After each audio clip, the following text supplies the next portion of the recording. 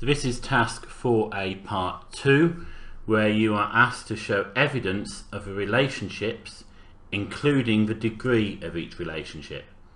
So we can do our relationships by going to database tools and selecting relationships, but before we do, let's just remind ourselves what's going on. We've got rooms, and each of our rooms have a room ID, you can see there.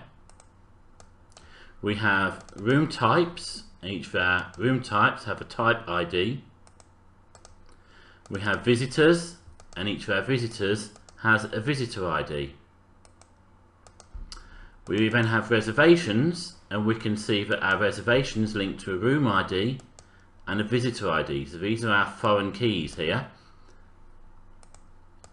And our room also has a type ID, and that's our foreign key to the room type ID. So we'll go to our relationships, select relationships here, and we're going to put all 4 tables onto our workspace, and we'll have a look at the relationships. So we'll have a look at the one between room and room type first of all. So here's that foreign key type ID that links to the primary key room type. So when I look at a room, if I know its type ID, I'll know what type of room it is.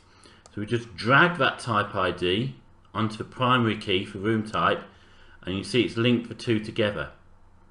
Now a common mistake is just to click on create at this point. It just creates this line between the 2, and that's not showing the degree of the relationship.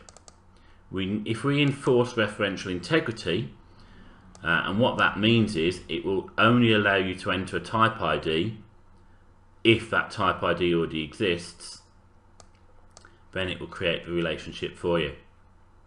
So we've then got our reservations. We have reservations between rooms, so I drag room ID onto room ID, and you can see that works absolutely fine. Now we haven't had any things go wrong just yet, so I'm just going to show you a few things that could go wrong.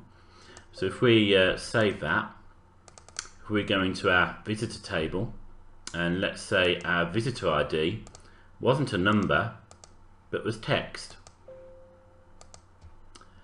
Now our visitor ID in there is text, but in the reservation table its visitor ID is a number. So let's go back to our relationships. If I now try and link the reservation to the visitor, let's just bring it up here so it's easier to follow. So visitor ID, it will let me create the line, but if I try and enforce referential integrity, it will tell me that it must be on the same number of fields with the same data types. So before I can make that change, I need to delete that line. I need to close and save the relationships, and then we'd go into our visitor table and make sure that that is the same data type as being used in the reservation table. There we go, they're all there. Now I'm just going to show you another error that you might come across, and that is where we have a visitor ID that doesn't exist. So we're going to go, let's have a look, visitor ID number 26.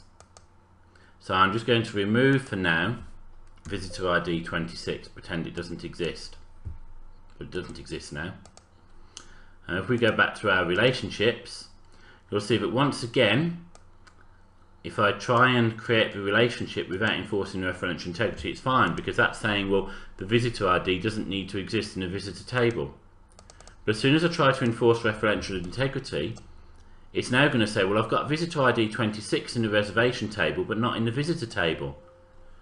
So I can't enforce referential integrity. So again, we would have to delete that relationship and make sure we had all the data in there. Now you shouldn't get that problem because all the data exists, but I'll just put a test one in there, and you'll see now that it will work absolutely fine if we drag that visitor ID onto here. But at least you've seen some problems that you may come across. Okay, so that's the end of task 1A. We've got all the data into the database, we've got all the relationships set up, and that's the foundation for all the other tasks that follow.